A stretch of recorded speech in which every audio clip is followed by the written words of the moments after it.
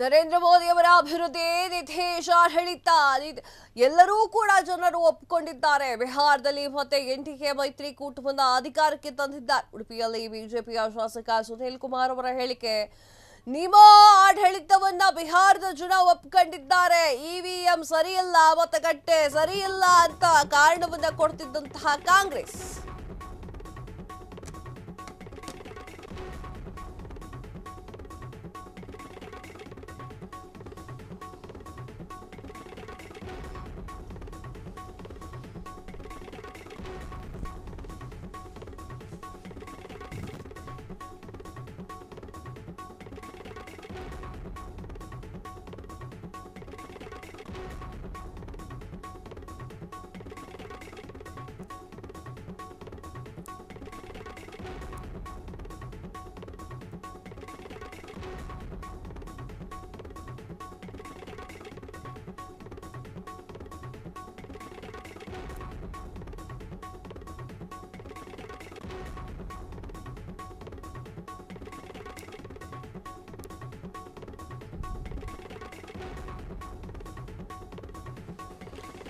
ನರೇಂದ್ರ ಮೋದಿ ಅಭಿವೃದ್ಧಿ ನಿತೀಶ್ ಆಡಳಿತ ಜನ ಮೆಚ್ಚಿಕೊಂಡಿದ್ದಾರೆ. ಬಿಹಾರದಲ್ಲಿ ಮತ್ತೆ ಎನ್ಡಿಎ ಮೈತ್ರಿಕೂಟವನ್ನು ಅಧಿಕಾರಕ್ಕೆ ಉಡುಪಿಯಲ್ಲಿ ಬಿಜೆಪಿಯ ಶಾಸಕ ಸುನೀಲ್ ಕುಮಾರ್ ಅವರು ಹೇಳಿಕೆ ನೀಡಿದ್ದಾರೆ. ನಿಮ್ಮ ಆಡಳಿತವನ್ನು ಬಿಹಾರದ ಜನ ಒಪ್ಪಿಕೊಂಡಿದ್ದಾರೆ. ಇವಿಎಂ ಸರಿಯಿಲ್ಲ, ಮತಪಟ್ಟಿ ಸರಿಯಿಲ್ಲ ಎಂತಿದ್ದಂತಹ ಕಾಂಗ್ರೆಸ್ ಮತದಾರರೇ ಸರಿಯಿಲ್ಲ ಅಂತ ಎನ್ನುವಂತಹ ಮನಸ್ಥಿತಿಗೂ ಕೂಡ ಬರಬಹುದು. ಮಹಾಗಠಬಂಧನ್ ಗೆದ್ದು ದೇಶದಲ್ಲಿ ಏನೋ ಮಾಡಲಿಕ್ಕೆ ಹುನ್ನಾರ ನಡೆಸಿದ್ರು.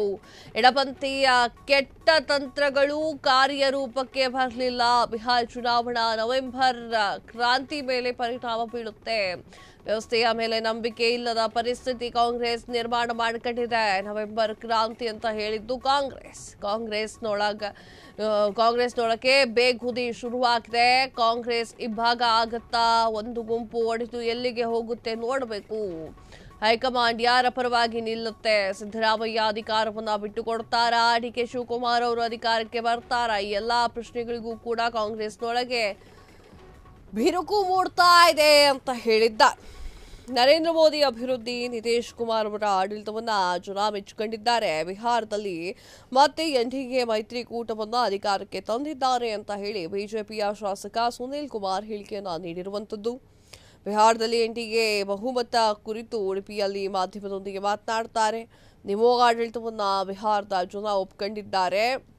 ಇವಿಎಂ ಸರಿಯಿಲ್ಲ, ಮತಪೆಟ್ಟಿಗೆ ಸರಿಯಿಲ್ಲ ಅಂತ ಇದ್ದಂತಹ ಕಾಂಗ್ರೆಸ್ ಈಗ ಮತದಾರರೇ ಸರಿಯಿಲ್ಲ ಎನ್ನುವಂತಹ ಮನಸ್ಥಿತಿಗೆ ಬಂದಿರಬಹುದು ಅನ್ನುವಂಥದ್ದನ್ನ ಹೇಳ್ತಾರೆ. ಮಹಾಗಠಬಂಧನ್ ಗೆದ್ದು ದೇಶದಲ್ಲಿ ಏನೋ ಮಾಡಲಿಕ್ಕೆ ಹುನ್ನಾರ ನಡೆಸಿದ್ರು. ಎಡಪಂಥೀಯ ಕೆಟ್ಟ ತಂತ್ರಗಳು ಕಾರ್ಯರೂಪಕ್ಕೆ ಬರಲಿಲ್ಲ. ಬಿಹಾರದ ಫಲಿತಾಂಶ ಕರ್ನಾಟಕದ ನವೆಂಬರ್ ಕ್ರಾಂತಿಯ ಮೇಲೆ ಯಾವ ಪರಿಣಾಮ ಬೀಳುತ್ತದೆ ಅಂತ ಹೇಳಿ ಕುತೂಹಲವಿದೆ ಅಂತ ಹೇಳಿದ್ರು. ವ್ಯವಸ್ಥೆಯ ಮೇಲೆ ನಂಬಿಕೆ ಇಲ್ಲದ ಪರಿಸ್ಥಿತಿಯನ್ನ ಕಾಂಗ್ರೆಸ್ ನಿರ್ಣಯ ಮಾಡಿದೆ. ನವೆಂಬರ್ ಕ್ರಾಂತಿ ಅಂತ ಹೇಳಿದ್ದು ಕಾಂಗ್ರೆಸ್ನೊಳಗೆ ಬೇಗುದಿ ಶುರುವಾಗಿದೆ. ಕಾಂಗ್ರೆಸ್ ಇಬ್ಬಾಗ ಆಗುತ್ತಾ, ಒಂದು ಗುಂಪು ಒಡೆದು ಎಲ್ಲಿ ಹೋಗುತ್ತೆ ನೋಡಬೇಕು. ಹೈಕಮಾಂಡ್ ಯಾರ ಪರವಾಗಿ ನಿಲ್ಲುತ್ತೆ? ಸಿದ್ದರಾಮಯ್ಯ ಅಧಿಕಾರ ಬಿಟ್ಟುಕೊಡ್ತಾರಾ? ಡಿಕೆ ಶಿವಕುಮಾರ್ ಅವರು ಅಧಿಕಾರಕ್ಕೆ ಬರ್ತಾರಾ? ಗೊತ್ತಿಲ್ಲ, ನೋಡಬೇಕು ಅಂತ ಹೇಳಿದ್ದಾರೆ. ಕಾಂಗ್ರೆಸ್ಸಿಗರನ್ನ ಇಡೀ ದೇಶದ ಜನ ತಿರಸ್ಕಾರ ಮಾಡ್ತಾ ಇದ್ದಾರೆ. 2 ಅಂಕೆಯ ಸಂಖ್ಯೆಯನ್ನ ತಲುಪಲಿಕ್ಕೆ ಕಾಂಗ್ರೆಸ್ಗೆ ಸಾಧ್ಯವಾಗಿಲ್ಲ.